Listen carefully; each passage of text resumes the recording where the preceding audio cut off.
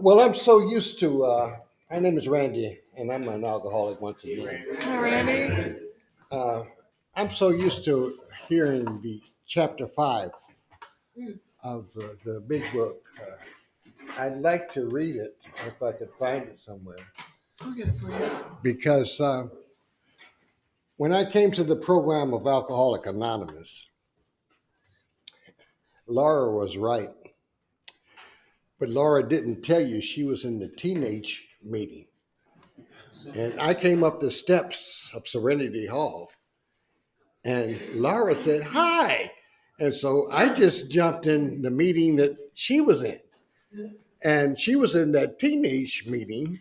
And I was supposed to go on the other side with the adults. Well, when I went in that teenage meeting, I didn't know if I was in the right place. And so I had to keep coming back. So I kept coming back. Um, Let me start where I'm at. It talks about in how it works, and this is what grasp got me when I came to the program. And it says, rarely have we seen a person fail who has thoroughly followed our path. Those who do not recover, people that do not recover, are people that cannot or will not completely give themselves to this program. A simple program. And so, I listened to every sentence. I diagnosed it. I mean, I just went through it in every facet because after coming out of a 28-day stay in the hospital, and I was told at the hospital, he'll never make it. See, they told me that I would never make it. I wish I could see me now, 39 years later. But when they said that, it kind of put something under my belt because see, I never did anything. I've never completed anything. And all of a sudden now I have an opportunity. And I was 40 years old when I went into recovery. And when I went into recovery, I went in with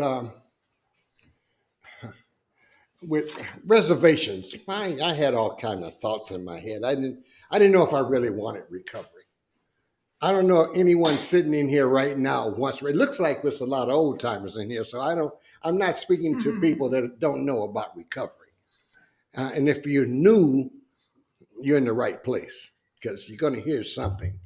And I hope that how it works is the something that you hear, because as I shared with you, and it says simple the simple program. Usually, men and women who are constitutionally incapable of being honest with themselves. You know, I had to be honest with myself. Did I want recovery? So what did I do? I practiced going to meetings. I went to morning meetings, noon meetings, evening meetings, late night meetings. I went 4 meetings a day. And like Laura said, I owned my own business. So I was in between, I would take care of my clients. And I could walk down the street. Keep it simple, stupid. I kept it simple. So I walk down and go up the steps and go to a meeting and every 4 hours. So I had my clients in between those 4 hours and I was doing the shift because see, I'm a stickler for, I guess Nick calls me what is it, something that somebody that likes to everything in order. See, because I had to put myself in order. I had to change up everything because when I met John, which was my sponsor and friend. And then I fired him as a sponsor, and he became my friend. When I met John, uh, we just started hanging together. For 25 years, we hung together. When you saw John, you generally saw me. If you didn't see me, you heard me talking through John, or you heard John talking through me. That's the way we hung. And he's still with me right now. I have a plant in my apartment, that I called John, and we talked. I talked to the plant, and the plant's still living. It's just blossoming. Sometimes it's just green as can be. Sometimes it gets brown, but it's there and it's doing its thing. But it says, like for myself, it constitutionally incapable of being honest with themselves. They're such unfortunates. They are not at fault. They seem to have been born that way. They are naturally incapable of grasping and develop a manner of living which demands rigorous honesty. Their chances are less than average. There are those too who suffer from grave emotional and mental disorders. Now, I don't know too many of us that didn't deal with that. Uh, I came up in the 60s in my teenage years. I really came up in the 40s. I'm 79. And when I put the alcohol down, put the drugs down, and started taking care of me, it helped me get myself together. And what I did is I started making appointments, going to the doctor on a regular basis. I had a doctor for my feet, a doctor for my heart, a doctor for my head, I had a doctor for everything, because John told me, you need help. And sometimes you need to get some kind of specialist. I mean, I have a psychiatrist that I was in his wedding. I was one of his best men in the wedding. He went from being I went from being his patient to being in his wedding as a groomsman. So I'll kind of work on. I'll kind of, how do they say it? I kind of come on you. It's like Clint. I speak on people that I know. Clint came to the program, and I saw that Clint wanted it bad, so I grabbed a hold of him, and we went to conventions. Gary used to come down to my shop to just to visit because he was just. It was. I used to think that he's a detective, and he's trying to see if I'm sober, because at that time, I didn't know whether he was just watching me or what. It's like you guys in AA, y'all got people all around. They got eyes to be looking at you, and you don't know if you're doing the right thing or not. But that's just like God. We have a God of our understanding. And only he knows. Only he knows. Your recovery is between him and you. Nobody knows what you do but him and you.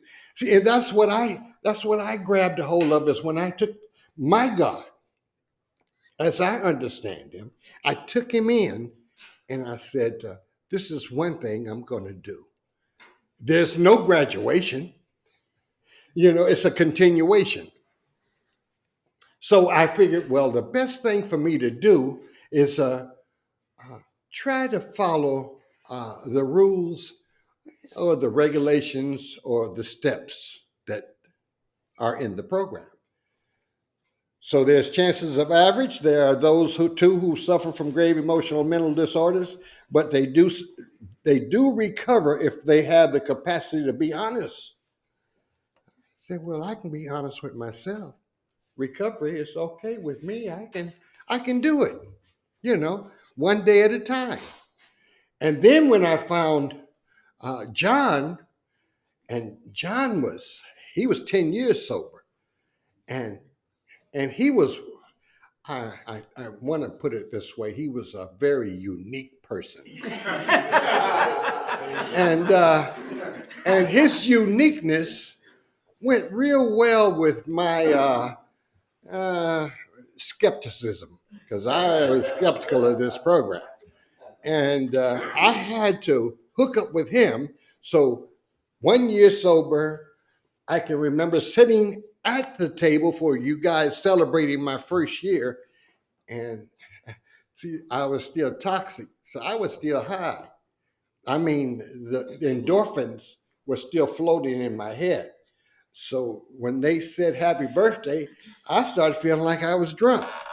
I was wallowing. I said, oh my God. But see, I learned the scientific part of recovery too. That in early recovery, we don't get sober right away. That endorphin is in that brain that the sitting down in there, because I did everything. LSD, marijuana, cocaine, speedballs, everything. I tried everything in the world. Couldn't kill myself because I was a wreck because that's what it took for me to survive. See, I was living on Reds, vitamin C, and cocaine. yeah. I was living on I was living in a dangerous environment. Let's put it this way. I was in a dangerous environment. In 1955, when I turned 14 years old, thereabouts, close to it, Emmett Till was killed. And I couldn't understand why would they kill a young man for whistling at a woman. And that scared me. But at the same time, it said to me, I'm not that person. I'm going to walk with my head up. I'm going to walk on the side of the street that I want to walk on. And I'm going to use the toilet that I want to use. You don't send me to a dirty toilet. My father taught me, we were raised in a pretty good environment. I wasn't going to do that. So I was a rebellious young man. And then by the time I turned 19, I tried to kill myself. I sliced my wrist. I was in Germany. I was going to stay, since they were treating people so bad on this side of the country, I was going to stay in Germany. So, I figured if I slice my wrist, they'll take me to the hospital in the military area, and I could escape, and I could stay over in Norway, Sweden, or Germany, one of those areas. I had it all in my mind. They left me in the cell bleeding. And I guess God wasn't through with me yet. He wasn't through with me yet because I tried any and everything.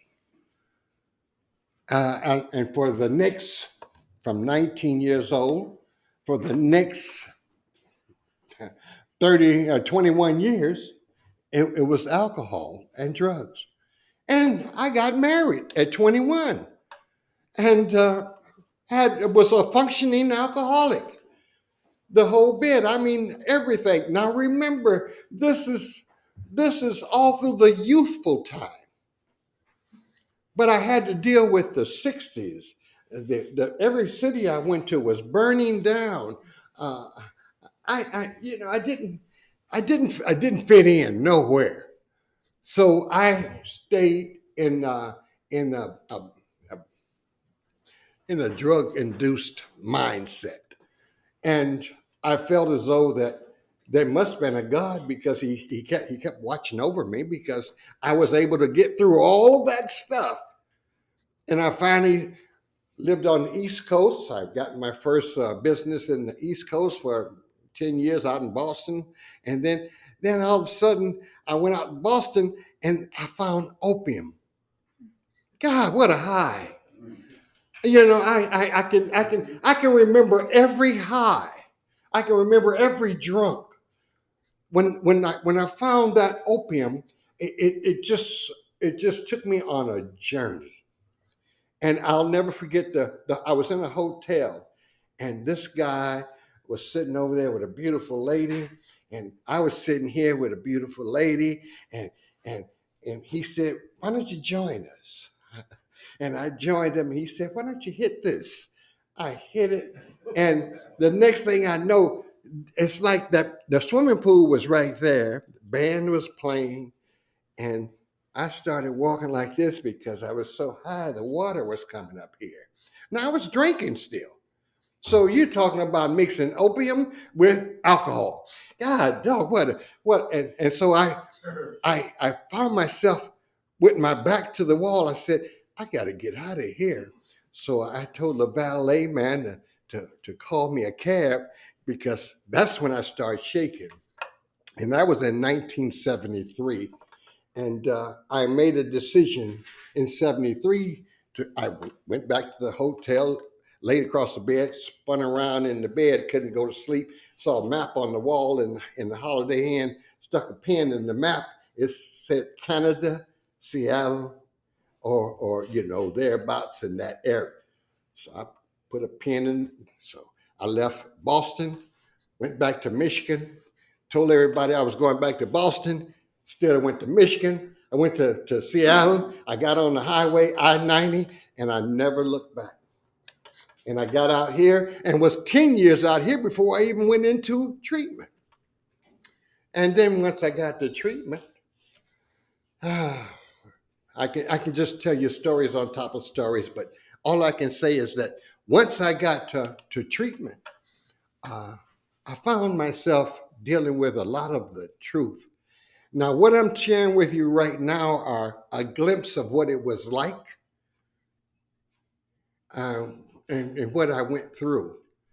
Now I'm going to share with you the gratitude that Nick was talking about. The gratitude. The gratitude. Once I got sober, I met Gary first. Well, first Laura, a teenager. I was scared, these teenagers, they was crazy too. They was throwing spitballs all through the room. And Laura, that wasn't her, but it was the group of them. And, and I said, where am I? What am I doing here? And then I never had comfortable clothes because I have to tell you, I was one of those sporty kind of guys. So I wore nice clothes, I never had jeans. I never had that stuff. So when I went into the meeting on the adult side, I went in there with my little suit pants on and little suit jacket, sit down and got a splinter in my ass, excuse me, but I got the splinter and I said, gee whiz, but they had a Western shop downstairs. And I knew I had to go down there and get some jeans because, I couldn't come to these meetings and just any kind of attire because I didn't have the attire. Every time I came to meeting, I thought you're supposed to dress up. That's what I thought because that's the way I lived. But I found out you could be yourself, just come natural, come as you are. And so I had to learn that. See, I had to learn everything all over again. John reminded me, everything that you know when you start getting sober, you got to let it go. Let go of all the old ideas. And he tells us that in the big book. Let go of your old ideas. And that's when you start to learning new ideas. Because you can't get sober if you got your mind on what you're going to do. I don't know how many folks I don't know how much time a lot of you've got in here. It looks like you may have some time under your belt. But all I know is that I don't like speaking to people that got it all together. I like speaking to young people that want it. See, because if you don't want it, if you do not want it, we can't do anything for you. Not anything that I can do for you. You've got to find it yourself. Everyone's got to find their own way. And that's what I found for myself. I had to find my own way.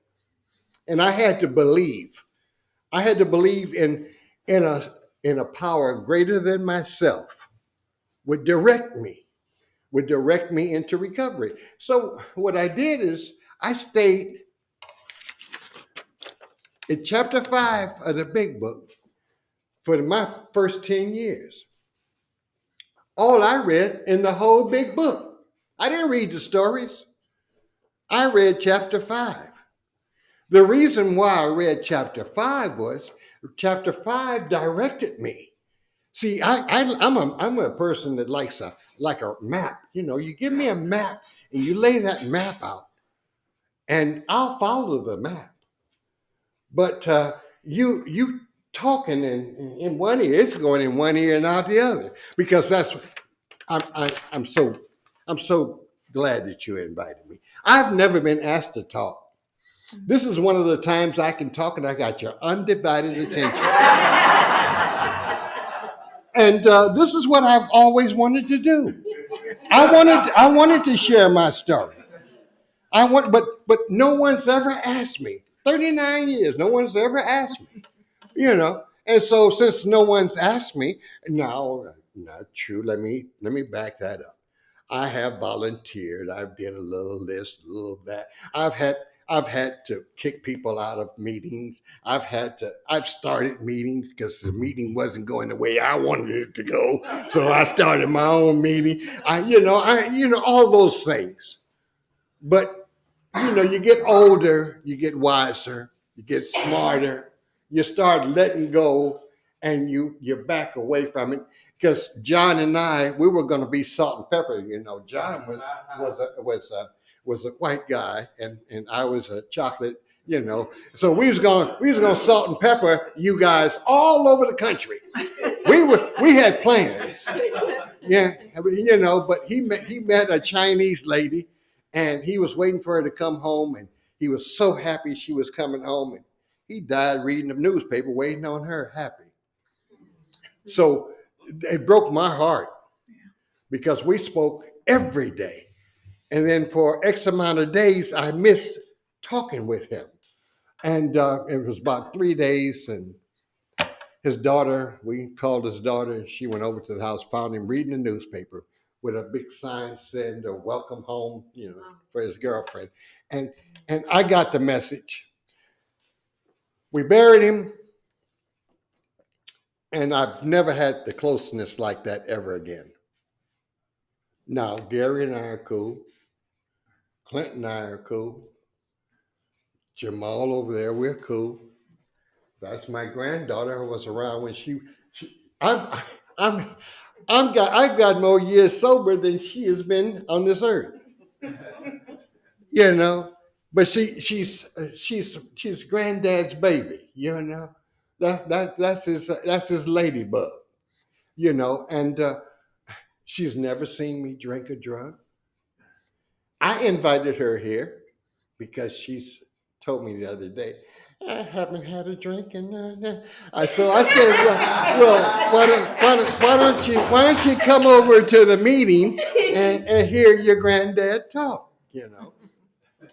That's my nephew over there, and he got 1.5 years, coming up on 2 years. And I already shared with you about Clint. Clint's got 25 almost. So you pick up people along the way. Then you pick up people along the way. Gary's been we've been on each other's team for a long time. I mean, we from the day one when I was struggling, and I got to go back to one experience I had about God and God's divine.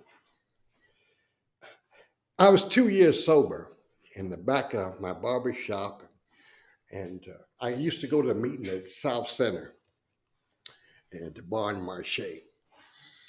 And one day I was sitting on my deck having a cup of tea before I go to the meeting, and her mother yelled out, "Daddy!" So she's got an older brother. Her brother, see, I asked God, I was sitting on the porch and I said, God, I don't know if I want to stay sober. I'm 2 years sober. I said, I don't know if I really want to stay sober. You got to show me something. I went in the bathroom and my first grandson was born. And I delivered him before I went to the meeting. Oh, wow. Yeah, they told me, I called 911. I called 911 asking what to do. They said, make sure she's got plenty of cloth, warm and, hope. I pulled everything out the living closet. I stuffed everything. He was floating around in the air and shit. I didn't know what had happened, you know. I said, God. And so I took it all in. I didn't even cut the cord. I let the aid car come in. They cut the cord. Now they did bill me at the hospital. You know, even though I came out at my house, they still billed me. And I said, this baby will never see me drink a drug. And he was born in 1988. And from that point on, I had something to live for. You know, sometimes we pick people. You know, Net was talking about her grandson. We pick people to give us that push. Well, see, God gave me my push because He showed me so many different ways of what He can do. So, like, you know, and then you guys in these meetings, God, dog, I used to go to meetings and I'd sit there and people would talk about, well, I had 4 DWIs. What? I just got divorced and my wife won't let me in the house. What? You know, all these things were going on. I don't want what you got. I don't want what you got. I don't want what you got.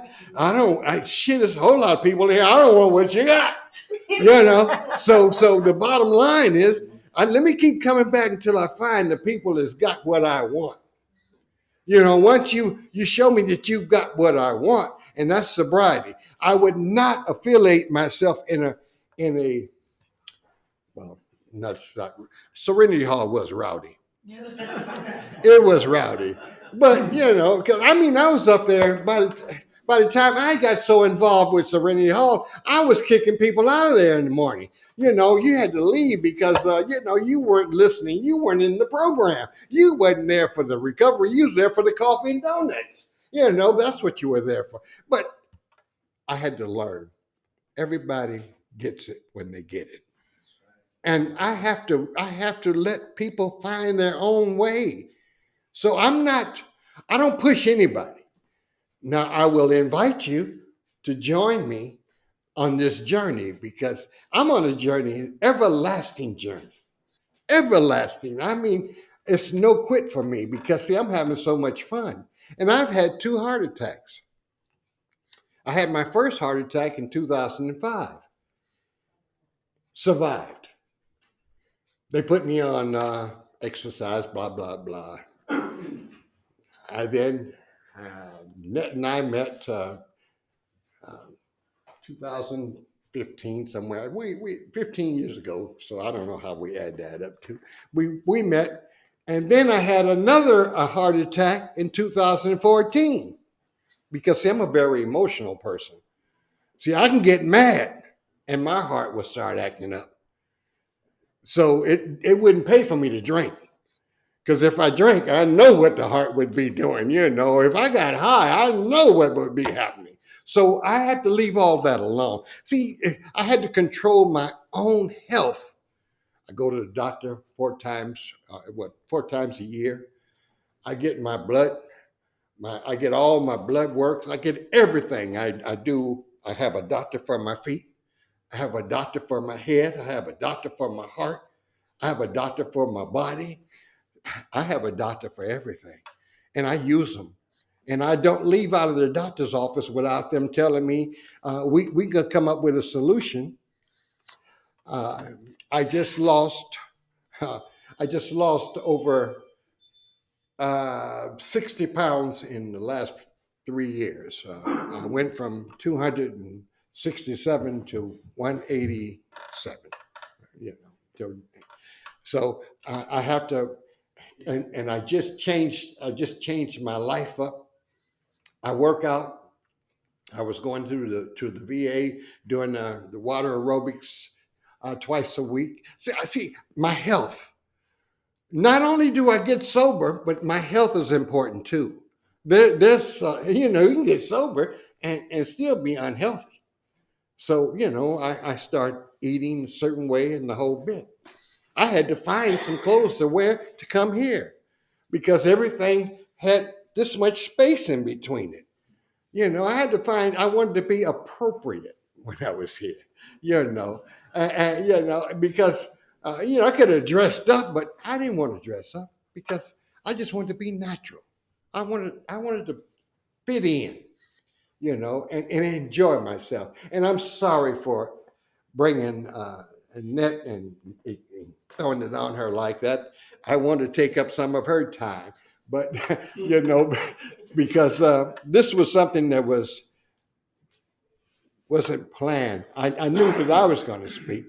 I didn't know how many of you would be here, and I'm glad and honored to be here. Now I want to get back here. Our stories disclose in a general way what we used to be like and what we are like now. If you have decided you want what we have and willing to go to any length, then we are ready to take certain steps. When I read that, I was on. And some of these we bought. We thought we could find an easier, softer way. I tried everything. I tried the easier, softer way and all those things, but it didn't work. But we could not. With all earnestness at our command, we beg of you to be fearless and thorough from the very start. Some of us have tried to hold on to our old ideas until we let go. Absolutely. We had to let go. Absolutely. Remember, we're dealing with alcohol. It's cunning, baffling, and powerful. Without help, it is too much for us. But there's one who has all the power, and that one is God. May you find him now. I came in with God. He was my sponsor. I wrote my sponsor a note. That's why I fired him. I wrote him a note. God is my sponsor. He wrote me a note back. You got a fool for a sponsor. I was mad at him. That's when John and I really started. We started at each other, because we became friends. Because the bottom line is, I chose my direction through the program of Alcoholics Anonymous, through chapter 5 of the big book. I love talking about it. I love singing. See, when I'm out, I tell everyone my whole name. I have no secrets. See, if I passed away, see, Randy is a whole lot of Randys. But I like the folks to know who I am because I don't follow rules good, but I'm following your rules. I'm not a rule follower. This is the first time I've ever spoke without using a foul language, because sometimes I've been really angry and I want to talk about it, but I'm following the rules because maybe one day someone else will invite me to speak somewhere and maybe we'll be in one of those rooms with a little lower ceiling and I can get down and let you know exactly who I am, where I am coming from, and the whole bit. But I love being a part of the recovery program. And all I can tell you is that it's been an honor for me to come and share with each and every one of you. Like I said, I don't know how much time you've got. It really doesn't make any difference because it looks like a lot of you have been around this program for a while. So since you've been around, you know what I'm talking about. And I've got people here that knew me when I started. So if I can do it, anybody can do it. Anybody can do it. So one day at a time, keep it simple, and God could and would if he were so. Thank you. Thank you.